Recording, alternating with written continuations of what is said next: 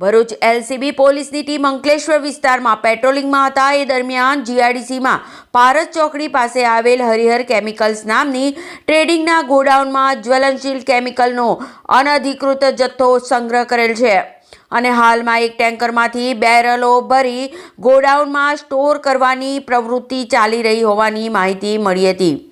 જે મળેલી માહિતીના આધારે એલસીબીની ટીમે દરોડા પાડતા ટેન્કરમાંથી કેમિકલ ભરી રહ્યા હતા। પોલીસે જીઆઈડીસી વિસ્તારમાં રહેતા માલિક કિશોર નાગજી પટેલ પાસે કેમિકલ અંગેના જરૂરી લાયસન્સ માંગતા તેઓ પાસે કોઈ પણ પ્રકારના લાયસન્સ ન હોવાનું જણાવ્યું હતું। પોલીસે ગોડાઉનમાં કેમિકલ ભરેલ બેરલો અંગે પૂછપરછ કરતા બેરલોમાં ક્લોરોફોર્મ તેમજ બેન્ઝાઇલ્ડિહાઇડ અને ઇથિનિલ ડાયક્લોરાઇડ હોવાનું જણાવ્યું હતું।